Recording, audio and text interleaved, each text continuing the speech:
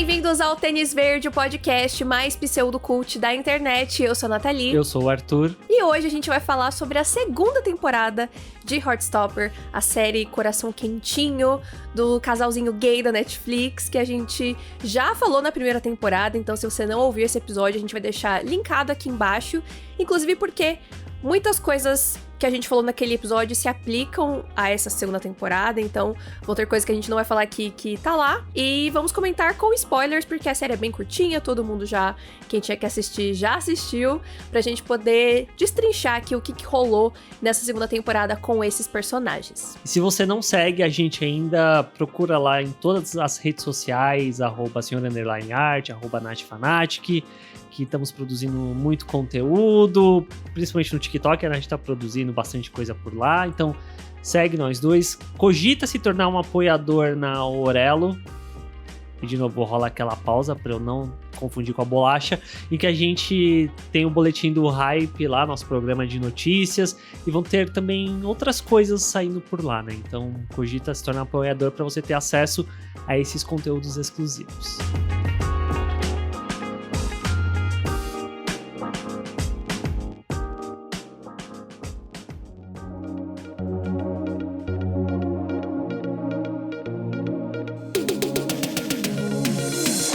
Bom, a primeira temporada de Heartstopper foi um grande sucesso, né? Eu acho que foi uma daquelas séries da Netflix que conseguiram sair da bolha. Eu acho que conquistou muita gente que não necessariamente, tipo, acompanha muito, né, lançamentos do audiovisual, justamente por a série ser muito diferente no sentido de trazer representações de personagens LGBTs jovens e que é fofo, né? Sim. É uma coisa, uma abordagem muito diferente. Eu acho que você até falou no episódio da primeira temporada que Heartstopper era o anti-euforia, né? Bem oposta, assim, no quesito abordagem, né? De ser uma coisa mais leve. E eu acho que muito desses elementos continua nessa segunda temporada, né? De manter essa leveza e de manter essa representatividade saudável, né? Uhum. Tipo, no que diz respeito a Elle, principalmente, né? Ser uma personagem trans e não ter um drama terrível por ela ser trans, sabe? Tipo, os dramas dela são outros.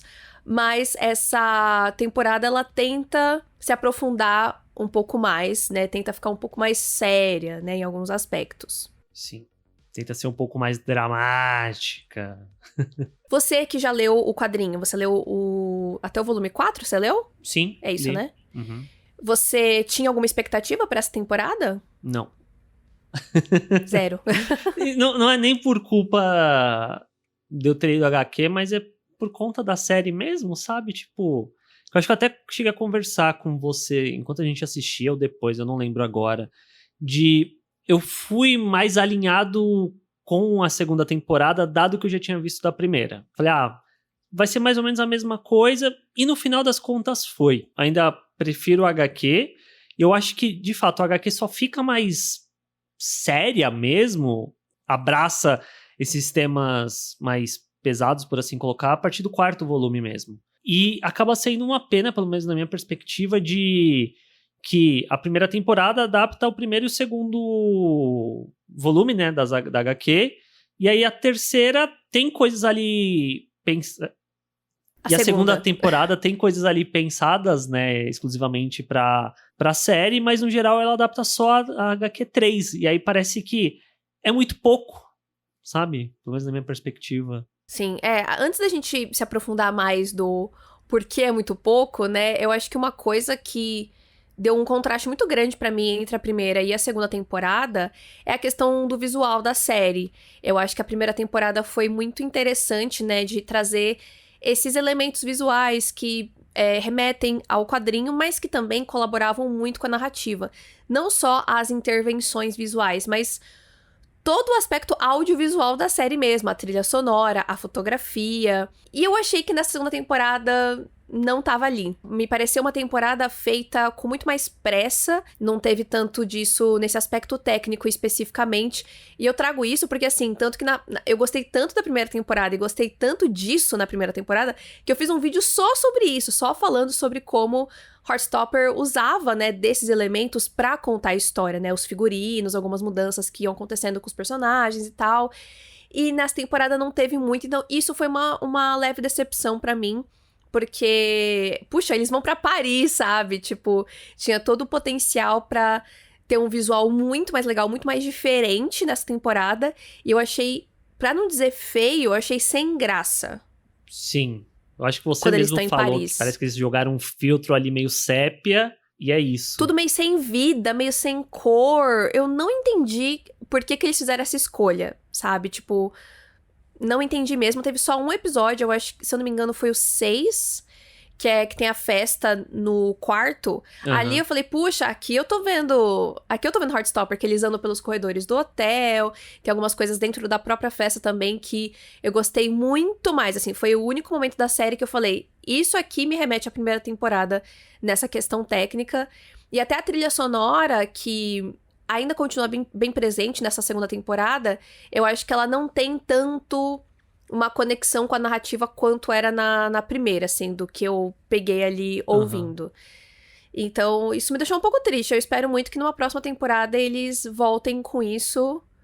Mas, não sei, dado o histórico de séries da Netflix, né, a tendência é ir não pra um lado positivo, né, E mas piorando. enfim. É que eu acho Sim. que, relacionado a isso, tem muito essa questão de... Parece que eles fizeram na pressa, mas eu acho que uma coisa que me incomoda muito dessa segunda temporada é que a gente passa o quê? Metade da temporada em Paris? E, cara, eles não sabem utilizar... Não parece que eles estão na locação de fato, muitas vezes. Eu fico um pouco com essa sensação de... Eles não sabem explorar Paris, os cenários. Tipo, estamos numa das cidades que a cultura pop vende como uma das coisas mais românticas do mundo. Exato. E é irrelevante isso pra esses personagens que são adolescentes que estão ali à flor da pele, com o romance, o amor, a descoberta, e você não sente esses elementos casando, sabe? Tipo, uma coisa com a outra dentro dessa segunda temporada.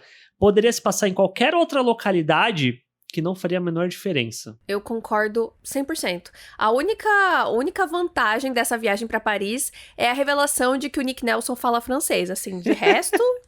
Sim.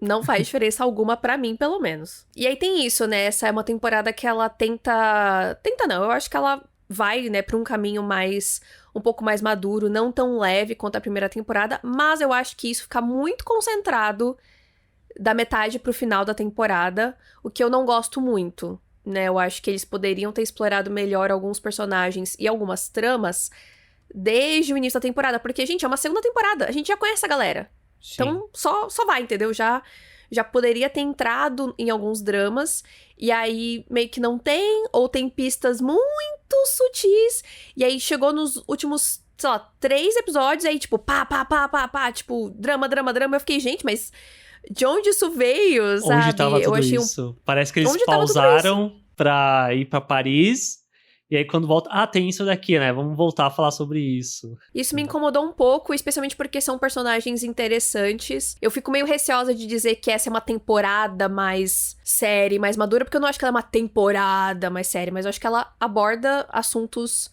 um pouco mais pesados do que a primeira temporada, com certeza. Eu acho Só que eu não sei se não sei se esse é o tom da temporada como um todo.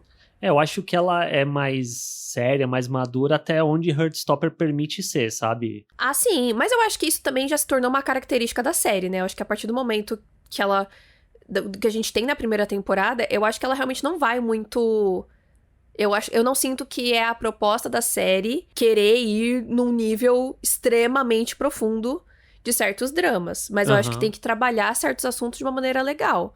Então eu acho que tem um equilíbrio nisso, sabe? Tipo, de ter assuntos sérios, mas não colocar isso de uma maneira explícita e agressiva, sabe? Porque eles querem justamente conversar com quem é jovem. Eu compreendo. Talvez caia um pouco nesse lugar de... Eu não sou o público da série, mas eu acho que tem uma diferença entre você não precisar ser explícita ou agressiva e você fazer valer os pontos que você tá abordando, que eu acho que a gente até conversou sobre isso depois que acabou a temporada, que eu sinto que chega um ponto que eu preferia que ele não colocasse certos elementos do que colocar da forma como ele coloca num grau muito raso às vezes, sabe? Eu acho que tem coisas que acabaram ficando rasas porque foi apressado. E tem coisas que eu acho que só são leves pra não ficar muito pesado.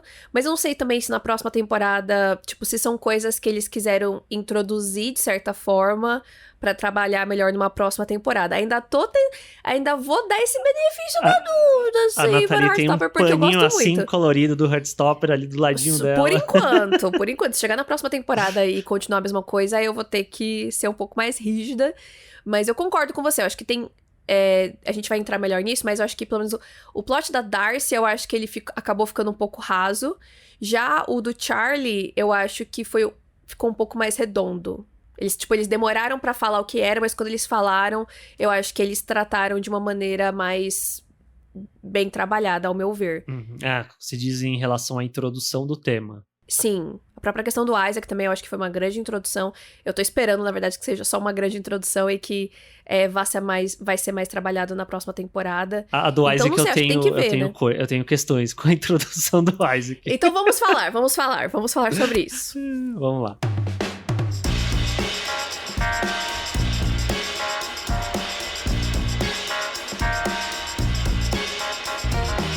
Antes da gente falar sobre o Isaac, vamos falar um pouquinho sobre os professores gays, porque eu acho que esse é um ponto bem sutil dessa temporada, né? Não é um plot super importante, mas eu achei muito interessante. Farouk e o Nathan, que a gente já conhecia da temporada anterior, né? Mas o Farouk é uma adição aí nova, que no começo eu tava meio tipo, ai, cara, tá bom, você vai ficar só de cara empurrada. E aí... né, o famigerado episódio da festinha, né, no quarto de hotel, que a gente vê eles interagindo mais, e especialmente a fala do Farouk, né, de que ele não teve essa possibilidade de ter experiências quando ele era jovem, né, experiências LGBTs quando ele era jovem, e eu achei muito fofo isso, e eu acho que provavelmente isso já tava no quadrinho, né? Sim, que inclusive eu acho foi uma experiência muito engraçada assistir ao lado da Nathalie, que ela começava, meu Deus, não sei o que, tipo, eu só, Isso é igual ao quadrinho. Mas eu achei uma coincidência muito grande, porque muitas pessoas que elogiaram e que se apegaram a Heartstopper na primeira temporada eram justamente adultos que não tiveram Heartstopper para assistir quando eram jovens. Né, e que são hoje pessoas LGBT, ou que já eram, né, desde jovem, já tinham essa ciência e não tinham personagens pra se espelhar, e hoje assistem essa série e falam, meu Deus, se eu tivesse uma série dessa, caramba, e de realmente se emocionar com isso. E eu achei muito bonito essa percepção, né, de um cara adulto que não teve, né, essa experiência. E, enfim, mas aí ele pode ter outras experiências sendo adulto também, com o Nathan. Sim. É bem fofinho essa parte dos dois juntos. E além disso, tem a professora também, né, de educação física, ou treinadora do rugby, eu não sei qual que é a função dela exata, que também é uma mulher lésbica, casada, tal, e que pega ali o Nick e o Charlie se beijando. Achei uma outra cena muito fofa. Então é meio que essa utopia de Heartstopper, mas ao mesmo tempo, eu fico pensando, né, quando a gente era jovem, quantos professores será que a gente não teve que eram gays, lésbicas, bis e não podiam nem cogitar demonstrar isso de nenhuma forma, né? Então é legal isso, que hoje em dia possa ter essas conversas nas escolas, né? Até pros jovens poderem se sentir mais à vontade com quem eles são e os professores não precisarem esconder, né, quem eles são. Bom, a gente saiu da escola faz muito tempo já. Mas eu fico genuinamente curioso de se o que a gente vê em Heartstopper é de fato uma utopia ou de alguma forma é uma representação de como as escolas hoje em dia, sabe? Eu torço pra que sim. Dado que a gente vê, falando aqui em contexto de Brasil, muito dessa... Não é imposição a palavra que eu quero usar, mas que parece que o professor, a única coisa que ele tem que fazer é estar lá e passar a matéria e só. Tipo, ele não tá ali pra ser uma pessoa, sabe? Tipo, um educador que vai ensinar mais pros alunos, além apenas de atabuada, dando um exemplo muito esdrúxulo. Eu fico nessa dúvida de, será que isso é aceito hoje em dia nas escolas, mesmo com todo esse avanço que a gente tem dentro dessas conversas, sabe? Eu genuinamente não sei. Se vocês souberem isso, por favor, contem pra gente, porque realmente a gente tá longe da escola há muito tempo e a gente não tem ninguém jovem perto da gente pra perguntar. Mas eu espero que isso seja, talvez, um reflexo de uma mudança, né? Sim. E, bom, agora vamos falar do Isaac, né? Que é um outro ponto que é bem en passant ali, eu diria, na temporada, que é a questão dele se entender como uma pessoa assexual. Eu já meio que sabia sobre isso, já tinha ouvido isso, ou desconfiava da primeira temporada, não tenho certeza. Na primeira temporada, eu não sei se eles dizem, eu acho que não, mas tinha toda essa questão de o Isaac é assexual desde a primeira temporada, tipo, meio que externo à série. Ah, sim, das Mas pessoas falarem, né? Só que isso Quem nunca... assiste. Só que pelo que eu tenho de lembrança, isso nunca ficou claro na primeira temporada, sabe? Tipo, Sim, isso, sim. mas... Aí falaram, não, na segunda temporada a gente vai explorar, não sei o quê. Então, meio que ficou a promessa pra vir, sabe? É que eu acho que quem fala isso, né, porque leu o quadrinho? Cara, minha memória é péssima pra muitas coisas, então peço desculpas se quem tá escutando ama Heartstopper e eu der uma errada agora, mas eu acho que o Isaac não tem nos quadrinhos. Ah, tá. Eu acho que ele é um Então dos tá personagens criados pra série. Ah, tá. Pode crer. Então, sim, eu acho que se for esse o caso, eu acho que reforça isso das pessoas verem ele na primeira temporada e já fazer suposições sobre, enfim, quem ele pode ser, né? O que pode estar acontecendo ali com ele. Porque ele claramente tinha alguma coisa ali, né? Eu pensei que se talvez ele não estaria dentro do espectro autista, alguma coisa do tipo. Pode ser que até seja as duas coisas, né? Mas, enfim, nessa temporada eles escolhem abordar a questão da sexualidade dele e ele entendendo que ele é assexual. E aí eu tenho duas questões. Primeiro, eu queria muito ver esse plot, eu queria muito saber mais sobre isso. Então eu tava interessada, tava investida, me emocionei nas cenas com o Isaac. Só que aí eu achei que ficou, tipo, a forma como foi jogado ficou meio literalmente jogado, assim. Sim. Então eu tô com a promessa de que numa próxima temporada isso vai ser melhor desenrolado, porque foi uma dessas questões que eu achei que ficou muito pro final da temporada. Tipo, tinha algumas pistas, né, dele olhando as pessoas e tal, mas, tipo, muito pouco. E aí, quando aconteceu, ele, de repente, trupicou numa exposição que, coincidentemente, tava falando sobre isso. E aí, ele vai atrás do livro. Que é o ponto que eu acho que tem coisas em Heartstopper que são muito orgânicas, sabe? Tipo, tem um desenvolvimento que soa natural. E no caso do Isaac em específico, parece que rolou caralho, como que a gente vai abordar isso? Taca no meio de uma exposição, alguém parando com ele, e ele vem numa obra que exatamente diz o que ele precisa escutar, e aí parece algo meio artificial, pelo menos ao meu ver, sabe? Pareceu algo... Eu vou usar essa palavra, mas não é nem de uma forma negativa, mas pareceu meio que uma panfletagem, tipo, parece que ele pegou um panfleto entre um monte de panfleto que tava ali e leu. Parece que é isso que essa cena faz, sabe? Não parece que foi algo orgânico. Eu concordo super. Eu ainda vou dar o benefício da dúvida. Estou esperando muito que na próxima temporada isso seja mais conversado. O foda é que o Isaac, ele é um personagem que é muito introvertido, né? Sim. Então fica complicado também dele ser tão vocal como é o Nick, por exemplo, né? Mas, ao mesmo tempo, ele deu uns fechos, né, nessa temporada. Ele falou muito mais do que na primeira.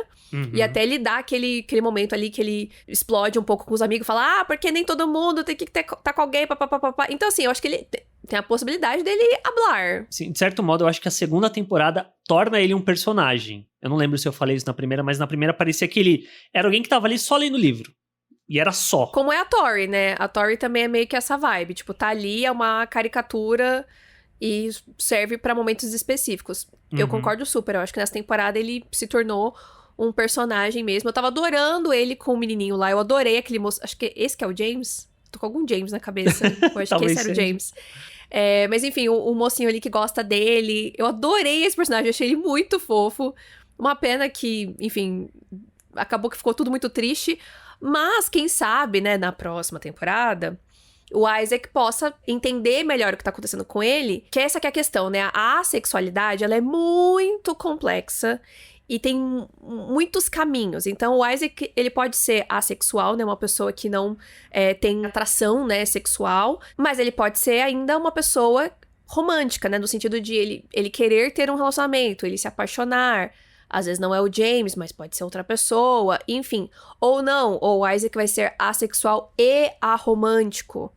Tá em aberto isso ainda. Então, por isso que eu tô esperando que na próxima temporada eles vão falar mais sobre isso, né? Porque eu acho que no panfletinho, entre aspas, que o moço fala lá, não... Porque, de novo, a sexualidade é um bagulho muito extenso que não dá pra você simplesmente explicar em uma cena, sabe?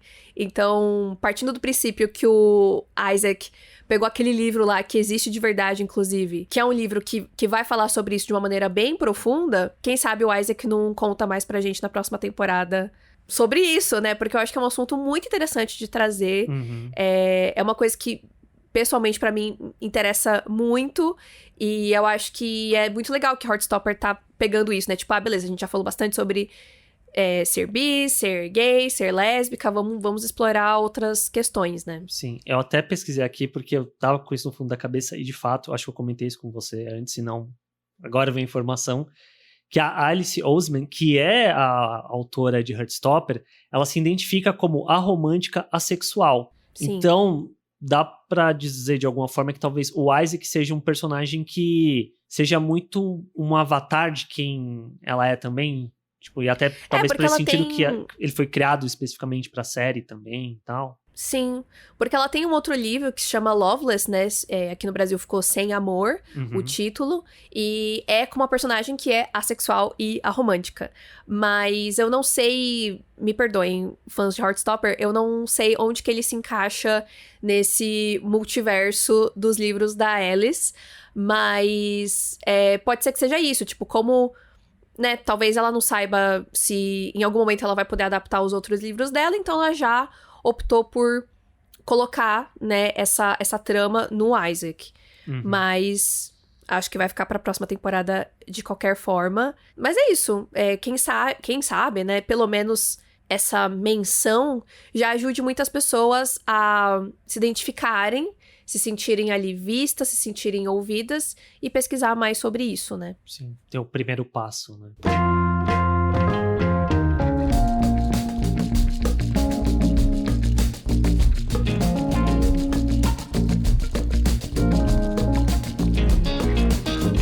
Antes da gente continuar falando de Heartstopper, temos um recado muito importante. O Arthur já falou no começo do episódio que a gente tem o nosso Orelo, né? Onde você pode ter acesso a mais conteúdos do Tênis Verde exclusivamente a partir de R$5. E temos um recado extra. Nós vamos começar a falar de algumas coisas só pra quem é da Aurelo. A gente já faz o Boletim do Hype, que é o nosso programa de notícias. Mas a gente vai começar a falar de alguns conteúdos. Olha só. Só pra quem é tênis lover. E o primeiro deles que a gente escolheu pra falar pros apoiadores é o filme de Vermelho, Branco e Sangue Azul. Então vamos falar de outros gays só na Aurelo. Então, R$5, vocês já ajudam demais a gente a produzir conteúdo. E vão ter acesso a mais conteúdos exclusivos. Isso aí. A gente vai falar lá do Vermelho, Sangue e Azul Bebê, que é o jeito que eu falo errado o nome do filme. Bom, falando agora sobre personagens que têm mais espaço na narrativa e que já tiveram uma evolução ali na primeira temporada e que segue agora nessa segunda, vamos falar de El e Tal, que estão tendo que lidar com essa questão deles se gostarem, etc. E ter esse medo, né, de atrapalhar a amizade deles e tudo mais. Que por um momento eu fiquei com medo da série só ficar nessa, tipo, de ai, meu Deus, vai, não vai, mas foi, né? Uhum. E eu gostei muito, assim, do arco deles de uma forma geral na temporada, mas eu acho que especialmente eu gosto muito do Tal. O projeto de Na primeira Ezra temporada. Projeto de Ezra Miller, exatamente. Na primeira temporada ele era bem chato, né? Mas Sim. a gente já foi entendendo bastante de onde ele tava vindo com esses sentimentos. E eu acho que essa segunda temporada aprofunda mais, né? O porquê disso. Eu achei muito interessante trazer a questão do falecimento do pai dele, né? E as conversas dele com a mãe. Que coisa maravilhosa, que personagem maravilhosa. E eu achei muito legal que o Tal, ele foi evoluindo, né? Ele não ficou estagnado no, eu não quero, eu não quero perder as pessoas, nananana, e tipo, ser aquele chato. Ele foi se abrindo pras mudanças. Sim. Eu achei isso muito bacana. Eu concordo.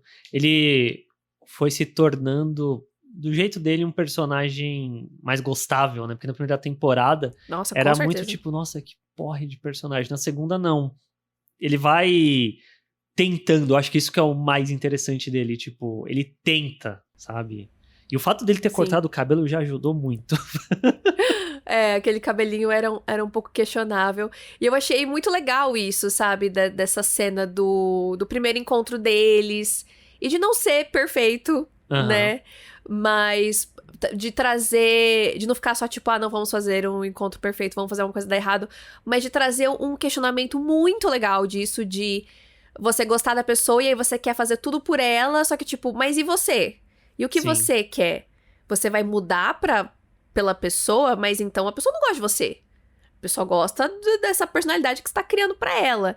E não era isso que a Elle queria, né? Ela gostava do tal. Sim. Então eu gostei muito desse plot do encontro deles, porque no começo tava tipo, ai, que fofo, ai, que linda. Aí na hora que ela fala, mas você odeia esse filme, eu já fiquei, mas pera lá, por que você tá vendo um filme que você odeia?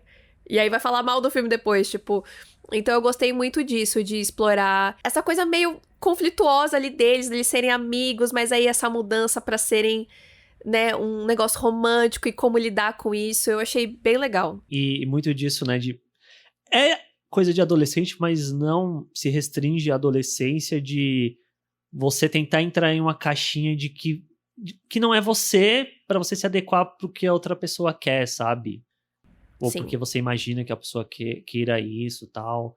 Isso eu acho que é bem feito na relação dos dois. E é isso que você falou, né? Tem muita gente adulta que faz isso. Sim. Muita gente adulta. Incontáveis vezes já fiquei sabendo de meninas, principalmente, que basicamente muda de personalidade quando muda de namorado. Então essa pressão pra agradar o outro às vezes afasta a gente de quem a gente é. E isso não é legal, né? Então acho muito bacana a série explorar isso com eles dois, porque justamente o Tal tem esse medo de perder as pessoas, né? Então acho que ele realmente tá mais suscetível a isso, né? De querer fazer essa mudança toda pra manter a pessoa ali perto dele. E eu achei muito legal trazer essa questão do pai, né? Eu acho que explica demais o porquê que ele tem esse medo tão grande. Também a conversa que ele teve com o Charlie lá em Paris, né? De porquê dele se sentir responsável pelo que aconteceu com o Charlie. Gosto muito de como a série aborda a amizade dos dois, né? Que eles se amam muito, né? E não é um amor romântico, é um amor de amizade. Eu achei muito, muito fofo essa cena. Eu também gostei bastante. Já a Elle... tem a questão ali da faculdade, tem a questão dela ser artista e tal, que eu acho que é bem legal. E, enfim, né? Explora também um pouco dela tá com esse medo, né? Tipo, ela quer ir, E a mas família ela dela não quer deixar o Tal. também é muito legal que aparece. A família dela é super bicho grilo, achei. Gosto de tudo isso. Mas, no final das contas, eu acho que a história dela acabou ficando muito presa no Tal, né? Nessa questão romântica. E não tanto as ambições dela, como poderia ter ido, né?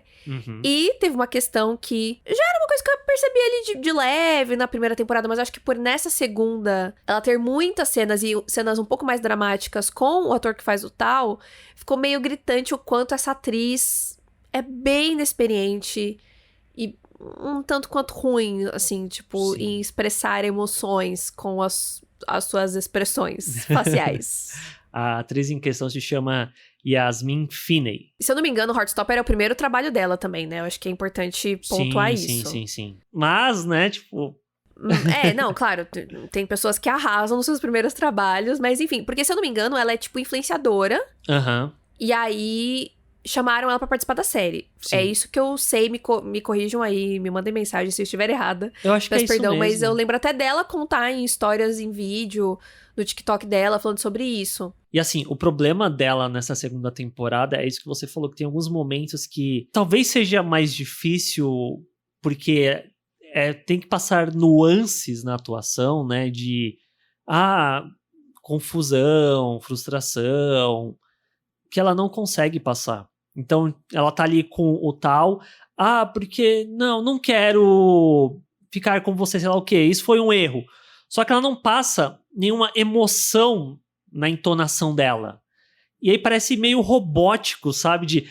Eu tenho que falar isso aqui porque está no texto e eu preciso levantar e sair andando. Aí você fica, mas gente, cadê a emoção? Cadê o sentimento dessa fala, dessa confusão que a personagem tá sentindo? Isso não passa nesse momento. Tem outro momento também que ela tem que olhar pro tal que tá longe dela. Ela olha com uma cara mais de blasé possível, sabe? Eu fico, senhora, vamos? Precisa de um coachzinho, né? Sim. De atuação. Sabe que ela me lembrou? A Gal Gadot no primeiro Mulher Maravilha, que tem um momento que ela tem que passar um drama maior, que aí fica um bagulho meio... que não fica tão bom, sabe? Eu não me lembro no primeiro, mas você falando agora, eu lembrei do Liga da Justiça. Quando ela tem que falar, Kal-El, no! Que é bem ruim essa entrega. Pode ser isso. Talvez seja no clímax do primeiro filme, que tem alguma parte dramática e ela... Parece que quando tem essas partes mais dramáticas, a entrega da Gal nunca alcança o tom necessário, sabe? Eu acho que a da atriz que faz a Ellie tem um pouco disso. E aí só estamos mencionando isso porque isso tirava a gente bastante, assim, das cenas. O menino do tal lá, tipo... Vral, entregando e ela nada, tipo, puta, mano, seria, tipo, cenas que seriam absurdamente incríveis se ela tivesse entregado um pouco mais, tipo, o primeiro beijo deles é muito fofo, tal, mas aí falta esse negócio, e assim, e também só estamos citando isso porque o resto do elenco é muito bom. Todos eles são jovens, alguns são mais experientes do que outros, mas todo mundo é muito bom, assim, no ela no destoa que como de todo diz. mundo. Ela destoa pra caramba. Então, estamos aqui falando com amor, mas precisamos mencionar. Melhore. Outro casal muito querido da primeira temporada é Tara e Darcy. Na primeira temporada, a Tara acabou tendo um pouco mais de espaço, né? Porque tinha essa questão dela se assumir, né? Como lésbica. E aí, na segunda temporada, meio que inverte os papéis, né? A Darcy tem um plot um pouco maior. Só que eu acho que do jeito que foi feito na primeira temporada, era sobre a Tara, mas também era sobre a Darcy, sobre o relacionamento das duas. Enquanto nessa segunda temporada, eu acho que a Tara, ela não tem nada. Tipo, tudo dela fica muito em função da Darcy. E tudo que envolve a Darcy é muito interessante.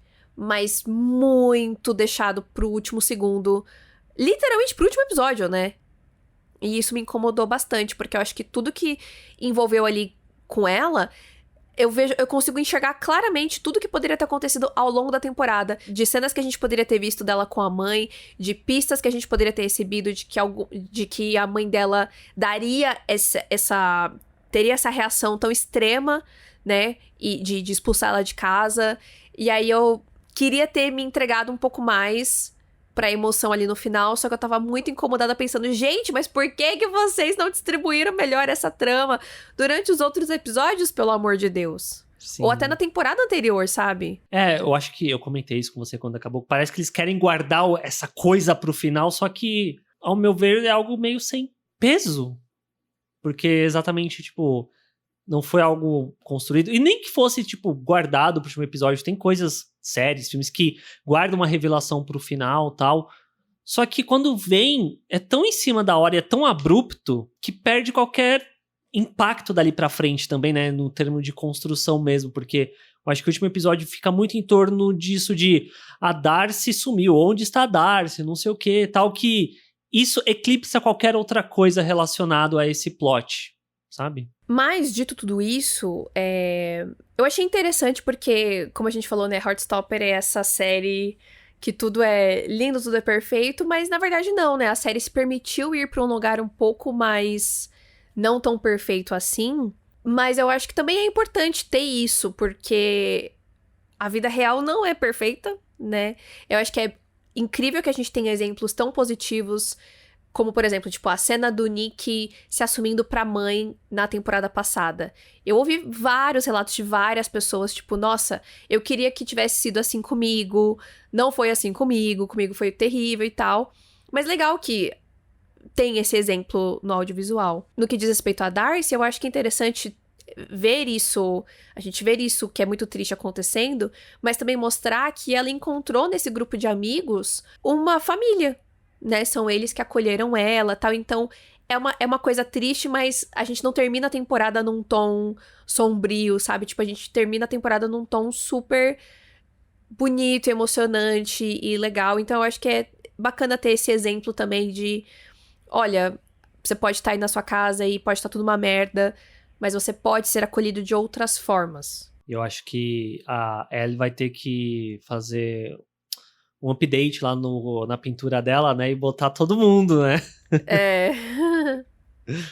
Sim. É, porque esse grupinho de amigos eu acho que é uma coisa muito recente, né? Todos eles juntos. Aham. E por muito tempo a Elle só teve realmente o tal, o Charlie e o Isaac, né? Sim, Mas sim, com certeza, eu acho que aquela cena, inclusive, né, que ela finalmente se abre pra Tara e ela fala que ama ela e tudo mais, começa a tocar Taylor Swift e tal. É uma cena muito linda, porque eu acho que fala sobre o acolhimento não só da Darcy, mas de todos eles. Porque todos eles ali sentem essa necessidade, né? Cada um com a sua questão, com a sua sexualidade. Ou não, né? Porque o Tal, por exemplo, ele é a cota hétero. Mas ele é muito deslocado, né? E ele encontra nesse grupo de amigos também um entendimento, um acolhimento. Assim como a Elle, assim como o Nick, assim como o Charlie. Então eu gostei muito dessa cena, achei muito bonita. E eles fazendo a própria festa ali deles, né? Uhum, sim. Muito, é muito quentinho no coração, né? E falando em cota hétero, né, a gente tem a Imogen, que também é uma personagem que eu acho que ela tem um espaço ali no começo da temporada e depois ela é meio que largada. E aí, no último segundo também da série, tipo, ele joga uma outra pista ali do que pode acontecer. E a pobre coitada, né, não consegue arrumar um boy legal, porque deu com a cara na porta com o Nick na temporada passada, e nessa temporada foi se arranjar justo com o Ben. Sim. Literalmente a pior pessoa da escola. Acho que a Imogen tá menos insuportável nessa temporada. Eu acho que eu não gostava Tadinha. dela da primeira. Tá coitada, né? Mas eu gostei muito, tipo, dela ter sido incluída ali, dela ter sido tão legal com o Nick se assumindo pra ela. O fecho que ela deu no Ben na viagem também eu achei incrível. E eu gosto toda vez que ela fala, tipo, o grupo de vocês é muito legal, vocês são muito legais. Porque, tipo, é isso, né? É uma outra vibe, é um outro rolê, esse Aham. grupinho. Até porque se a gente vê, ela basicamente tá sempre andando só com os garotos, né? Que é aquele grupo que o Nick nem anda mais junto, sabe? Justamente por conta de como era aquele grupo, Verdade, né? né? Por que ela não tem outra... Por que ela não fala com nenhuma menina ali da escola, né? Mas parece que de fato ela não tem exatamente amigos Amigas. amigas Não, até ela não tem então. amigas. Eu É, não vi ela com nenhuma menina. isso é verdade. Porque ela ficava lá no grupinho do Nick e os outros garotos. E meio que era só isso, né? E aí, no finalzinho ali, no baile, ela dá uma olhada na colega lá, pelo visto sente sentimentos, que ela até tinha brincado antes, né? Tipo, não, porque a gente é cota hétero. E a menina fala, não, eu sou bi. Aí ela fica tipo, então tá bom. E aí, não sei, parece que, tipo, saber que a menina é bi, meio que abriu uma porta ali que a Imogen não sabia? Ou será que eles vão explorar a pansexualidade na próxima temporada? Seria interessante, né? Já que o Heartstopper é a bandeira toda, né? Então... Vamos ir letrinha por letrinha. Exatamente. Mas a Imogen, ela não tem tanta participação assim nessa temporada, mas ela está aqui nessa parte da pauta porque ela se conecta muito com a questão do Ben, que se conecta muito com Nick e Charlie, né? A Imogen, ela é colocada no meio desse furacão, né? Que não tem nada a ver com ela. Aham. E é muito triste isso, né? Porque eu acho que mostra muito da toxicidade do Ben, né? De não se importar com as pessoas, né? E usar das pessoas sempre. Então ela acabou, né? Querendo ou não, se tornando uma peça importante nesse rolê todo, porque o Nick e o Charlie ficam numa situação muito constrangedora, né? Tipo, eles gostam da Imogen, eles são amigos dela, mas não se sentem confortáveis pra expor o que rolou, né? Ainda mais que ela aparentemente tá gostando do Ben e tal, né? Então fica uma situação muito delicada nesse sentido. Mas ao mesmo tempo Sim. eu acho que é muito bonito depois que ela dá o fecho no Ben lá, tá todo mundo sentado comendo, não sei o quê. E aí vai o Nick e o Charlie no banheiro conversar com ela e o abracinho. Tipo, Sim. a série bate, mas depois ela vai lá e abraça, sabe? Tipo, tem a parte mais dramática, mas depois vem a parte mais coração quentinho e tal. E até antes, né, dela dar esse fecho no Ben, ela tá ali falando, tipo, reclamando dele pro pessoal, e aí, eu não lembro quem é que fala pra ela, mas tem alguém que fala, tipo, por que você tá com esse cara?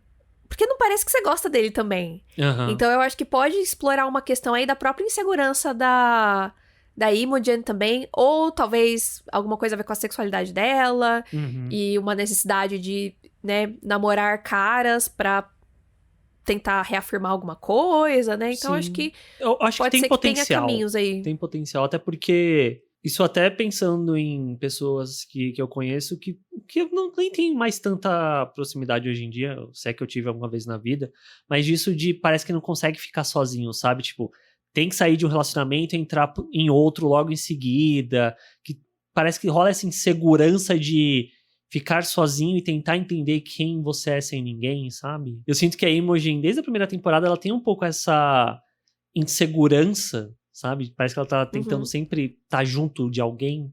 Pode ser que tenha uma resposta aí na próxima temporada quanto a isso.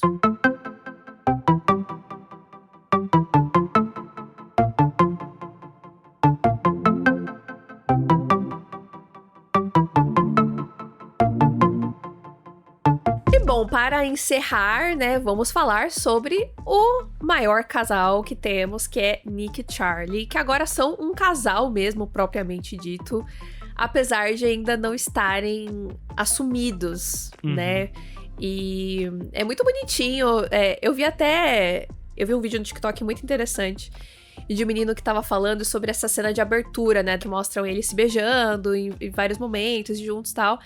E esse cara, que pelo que eu entendi do vídeo, ele é gay, era um vídeo gringo, ele comentou, né, que tipo, que no momento que ele tava vendo a série, a primeira coisa que ele pensou foi: ai, nossa, mas pra que tanto beijo? Pra que tudo isso? E aí ele percebeu como ele tava, tipo, meio que sendo homofóbico, mas porque a gente, né, é meio que ensinado a não normalizar isso. E como é importante a série mostrar, né, um casal, sim, sendo fofo e sendo saudável e se gostando e fazendo declarações, tipo, é aquele excesso de fofura, mas que é importante, tipo, eu acho que desde a primeira temporada a série já deu vários exemplos positivos em relação à dinâmica dos dois, mas poder ver realmente eles abertamente sendo românticos um com o outro é muito legal. Eu acho que é um arremate muito importante pra tudo que foi introduzido na primeira temporada. E eles são uma gracinha, né? Tipo, o Kit Connor e o Joe Locke, eles têm uma conexão muito bacana, né? Os atores. Então é sempre bom ver eles sendo fofinhos e dando beijinhos. Além do fato do Kit Connor ter ficado um monstro na segunda Nossa, temporada. gente, Kit Connor, cada dia mais lindo esse homem, pelo amor de Deus. Mas até pegando isso que você falou do cara no TikTok e tal, é bem verdade porque não rola esse tipo de pensamento quando é um casal hétero aparecendo em qualquer obra audiovisual, demonstrando muito carinho, nem nada, né? E o que não falta em comédia romântica são justamente essas montagens de momentos fofos de casais, tipo, Sim. brincando na neve, aí troca beijo, aí tira foto, não sei o quê, dá risada, aí rola na cama, tipo, quantos filmes a gente já não viu isso com casais héteros? Porque aí parece que quando é um casal queer tem que ser uma cena e talvez no Ixi, final... Tá bom, acabou. E vocês já estão querendo demais, sabe? Tipo... Mas eu achei interessante que ele falou, tipo, ele percebeu, ele falou assim, nossa, eu acho que é uma homofobia internalizada aqui, mesmo sendo um homem gay, tipo, a violência é tão grande na sociedade que até as próprias pessoas que fazem parte acabam querendo criticar, né? Sim. Uma coisa que faz parte deles, é muito triste isso. Isso na sociedade de uma forma geral, né? Tipo, mulheres podem ser machistas, pessoas Sim. negras podem ser racistas, tipo, porque a sociedade condiciona todo mundo a ter uma visão muito Preconceituosa, né? Mas, enfim, eles já são fofíssimos desde a primeira temporada, mas nessa temporada eles têm mais espaço ainda. E realmente, Nick Nelson falando francês, absolutamente tudo. Demorou, inclusive, pro Charlie ver, né? Ele falando francês, mas eu adorei essa cena. E aí Nick Nelson me solta um Mon Amour. É difícil, é complicado. Eu, inclusive, já assinei minha aula de francês pra começar a fazer, pra aprender a falar. Todo mundo baixando o Duolingo imediatamente. Mas, bom, falando deles individualmente, né, digamos assim, o Nick, ele acaba entrando muito mais nesse dilema de, beleza, agora eu sei que eu sou bissexual, eu tenho um namorado, mas tá, eu tenho então que me assumir pras pessoas. Ele já se assumiu pra pessoa mais importante, que é a mãe dele. Mas existem outras pessoas na vida dele, né? Como os amigos da escola, como o pai, o irmão. E aí eu achei interessante da série trazer esse dilema no sentido de... Você precisa se assumir pra todo mundo? Quem que merece essa satisfação, digamos? Aham. Por que você está fazendo isso? É pelo outro ou é por você? Eu achei muito interessante isso. Eu acho que se arrastou um pouco demais esse drama, mas ao mesmo tempo é uma questão difícil, especialmente porque eles são muito jovens, mas eu gostei desses pontos que não era só, e aí ele tem que se assumir, e aí como que as pessoas vão reagir, mas de ter essa reflexão de por que você quer fazer isso, né? Sim. E tem que ser por você, primeiro de tudo, não pela outra pessoa. Uhum. E esse irmão e esse pai, hein? Horrorosos. O irmão já sabia que era cocô desde eu falar do mangá, desde a HQ, então... O pai não aparece? O pai aparece, só que eu não... Eu acho que o pai é meio ausente, igual é na série. Mas o irmão, ele é constantemente escroto, sabe? Tenebroso, Que era outra coisa, horroroso. tipo, também me incomodava vendo a série, porque é um bagulho live action, tá? Então você vê ali o personagem sendo escroto e tal. Mas eu já tinha o conhecimento, então quando eu via a Nathalie, tipo, puta que pariu esse personagem, não sei o que, eu ficava... Nossa, ele é horrível, horrível. Sim. Mas, em compensação, né, a mãe dele, a Olivia Colman, absurda, muito boa, deu vários Fazendo fechos valer também. os milhões que ela ganhou pela participação dela de novo, né?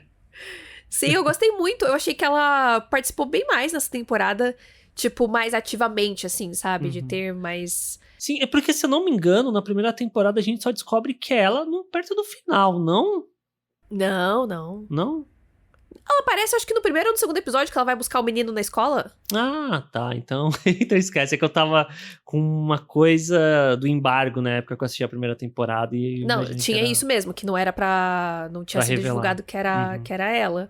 Mas Sim. ela aparecia no começo já. Mas realmente, tipo, a cena mais importante dela é no final do último episódio. Sim, E aqui eu acho que ela teve mais momentos.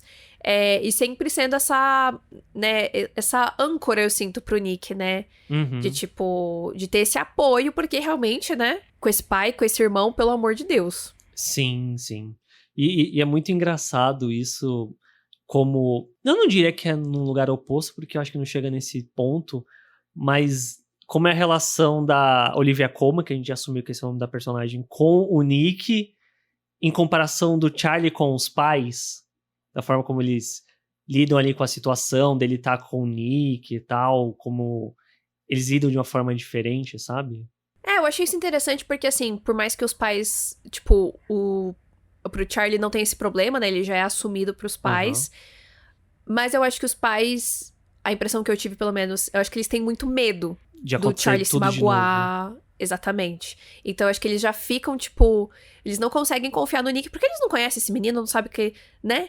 Eu acho que é compreensível.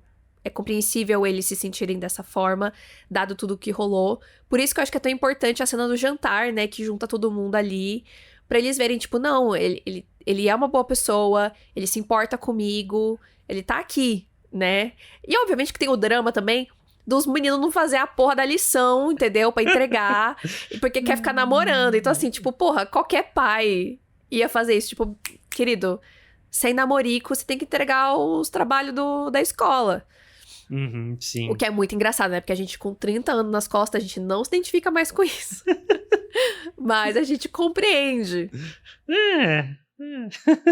Não, eu super entendo. Eu observei muito isso na época de escola. Tipo, não, nada de namorico, não. Tem que pensar na escola, tem que fazer os trabalhos, tem que estudar, tem que ficar Uhum. namorando, não. Eu tive isso na segunda série. Depois, não mais. Precoce.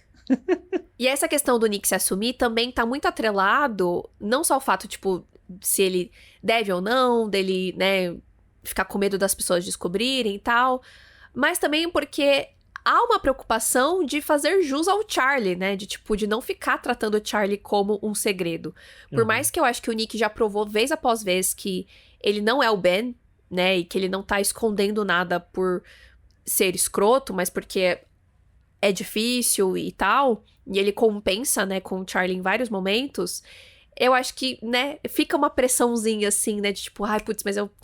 Vamos, né, acho que ele quer que eu me assuma, então preciso me assumir, tem que acontecer logo, vamos viver a vida tal. E eu acho que depois isso se junta com querer fazer o Charlie ficar feliz e ficar bem, porque o Nick vai percebendo que o Charlie tem uma questão com a comida, né, que ele tem um transtorno alimentar. E essa questão do transtorno alimentar é muito doido, porque se você vê, tipo, a primeira cena do primeiro ou segundo episódio da primeira temporada, já tem, né, o Charlie não comendo o sucrilho dele e tal. Então, desde a primeira temporada tem várias dessas questões com comida, mas é isso, né?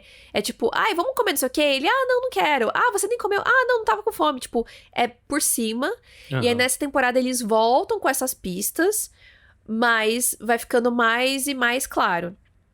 Eu também acho que eles demoraram um pouquinhozinho pra falar sobre isso, justamente porque eu acho que eu sinto que a série ela vai trabalhando em blocos. Ah. O primeiro bloco é o Nick tem que se assumir, aí Imogen tá com o Ben.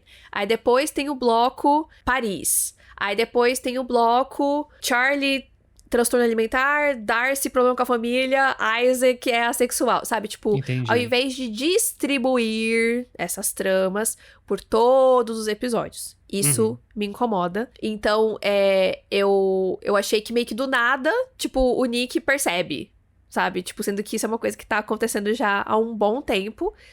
Mas quando eles falaram sobre isso, eu achei que foi legal, Aham. né?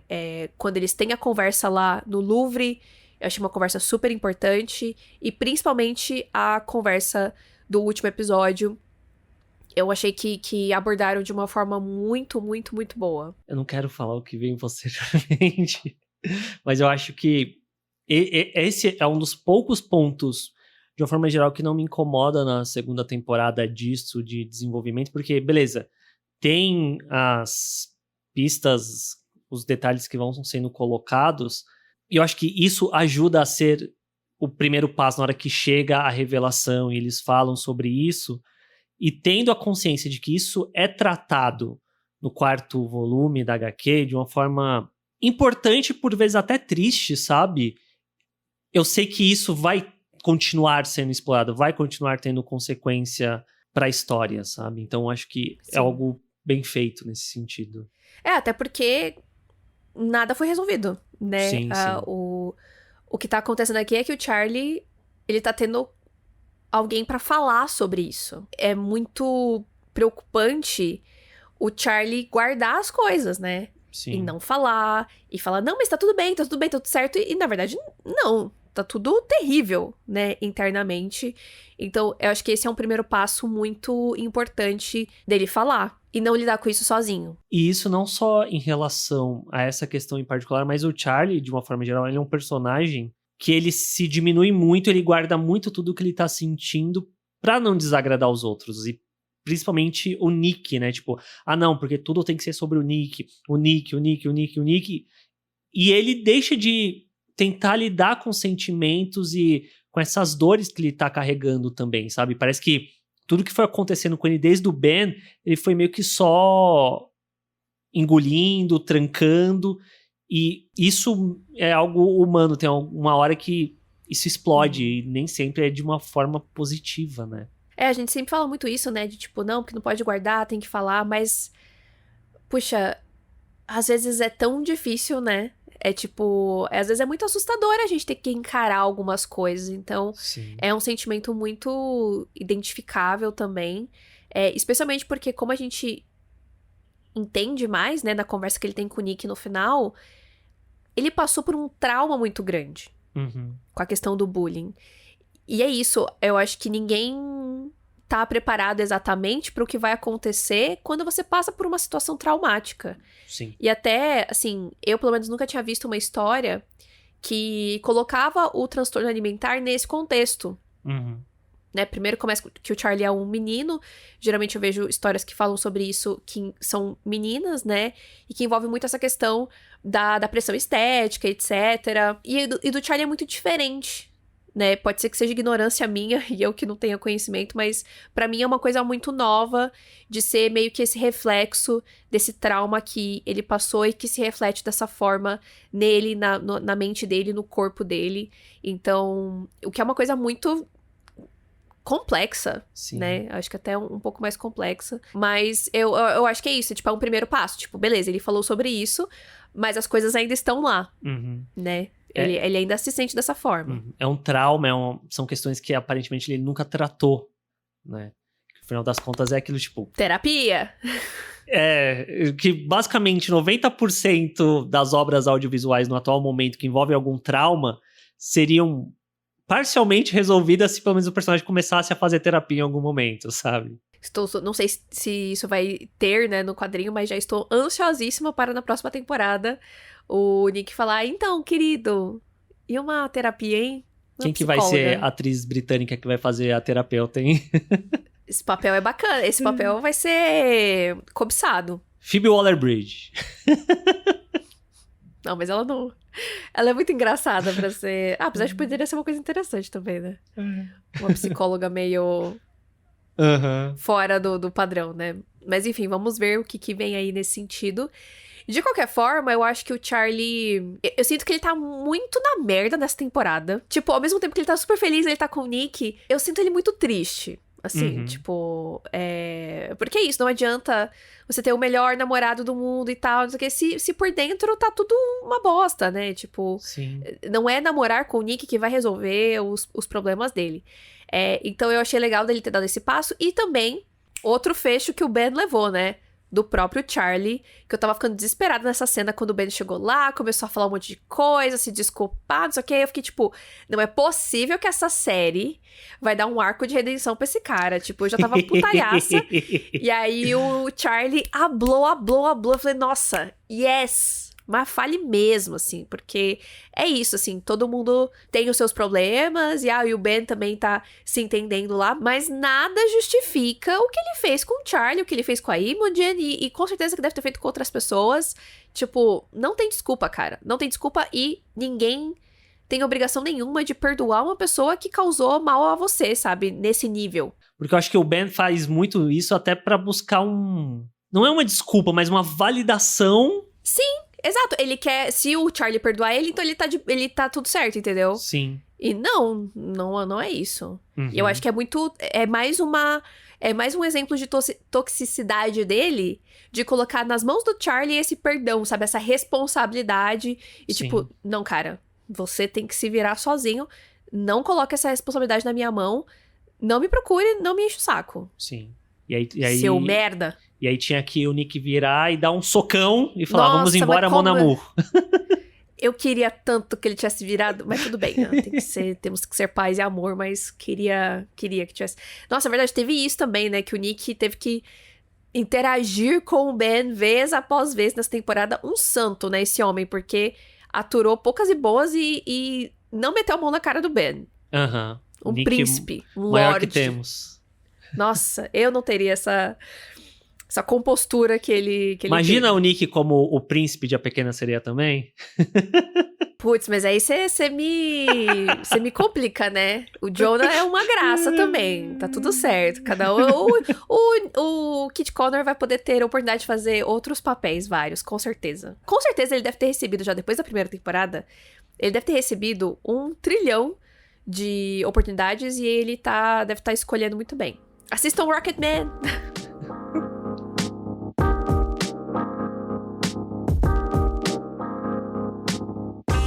É isso, gente. Eu acho que falamos bastante, né, sobre o que rolou nessa segunda temporada.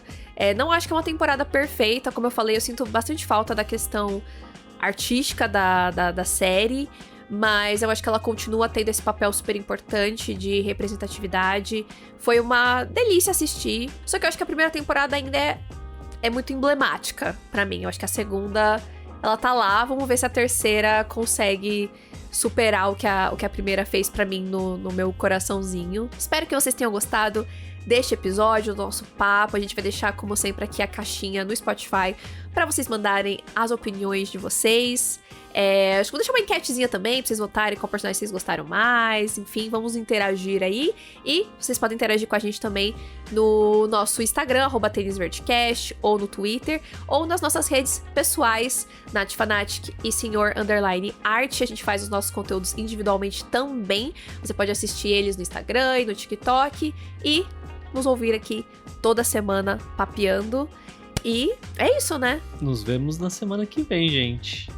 Tchau! Tchau!